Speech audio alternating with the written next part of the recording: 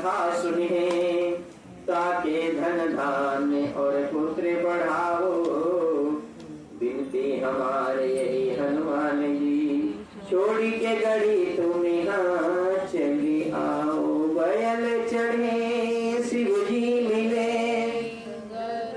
गरुड़ चढ़े भगवान, सिंह चढ़ी माता मिले, तेरे पूरन सारी।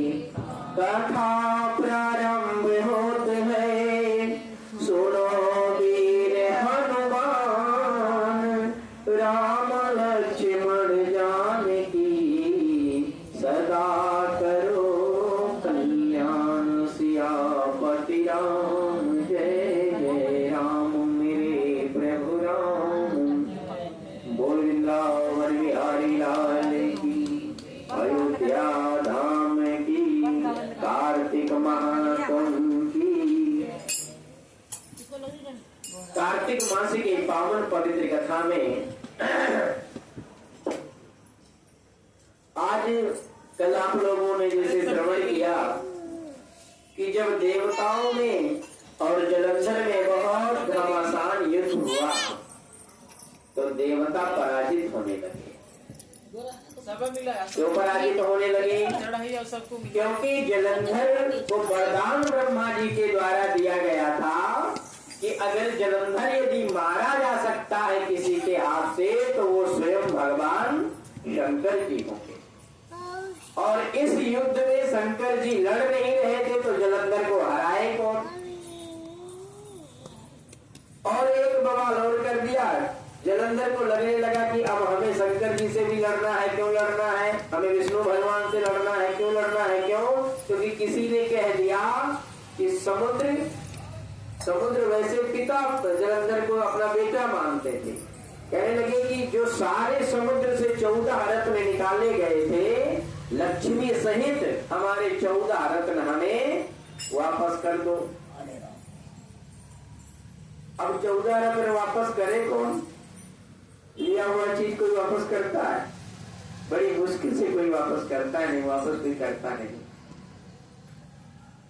देवताओं ने पेंच लगा दिया कि अब जब बवाल खलेगा 14 रत्नों को तो उसमें विष्णु भगवान भी इन्वॉल्व है, शंकर जी भी इन्वॉल्व है, ये भी लड़ेंगे आकर के, है ना।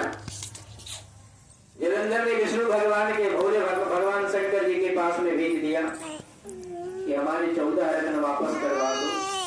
विष्णु भगवान ने कहा भैया 14 रत्न कुछ वापस नहीं होने वाले हैं। जलंधर को लगा कि अब चलो नहीं होने वाले हैं तो अपना राजपाट करने लगा। नारद जी ने सोचा कि अब तो लड़ाई ही खत्म हो गई तो फिर ये मारा कैसे जाएगा? क्योंकि नारद जी का काम था, पहले के मीडिया जो थे वो नारद भगवान ही थे। जब जलंधर भी अपने राजपाट के सहित रहने लगे, इधर देवता भी अपने राजपाट में रहने लगे, सारी लड़ाई जब खत्म हो गई तब नारद जी को याद किया गया। नारद जी को लगा कि यदि यहाँ पे लड़ाई खत्म हो जाएगी, ऐसे होते हैं गली मोहल्ले में भी कई नारद होते हैं, तुमको बताएगा। तो नारद जी को लगा कि अगर युद्ध यहाँ पे खत्म हो जाएगा तो फिर जलंधर का मरण कैसे होगा, कैसे मारा जाएगा? नारद जी से देखा नहीं गया। नारद जी अपने वीणा को बजाते हुए हरिगुण गान करते हुए जलंधर के दरबार में पहुंच गए। अच्छा, जलंधर वैसे भी साधु संतों की बड़ी सेवा करता था। देखो एक बात ध्यान रखना, चाहे किसी भी असुर को तुम ले लो, चाहे किसी भी राक्षस को ले लो, वो अपने कर्मों में बेशक विचार प्रकट कर लिया हो, लेकिन जब बात धर्म कर्म की आती है तो वो भी आगे बना रहता है। जैसे रावण को ले लो, रावण भगवान शंकर जी कितना बड़ा भक्त था, है ना।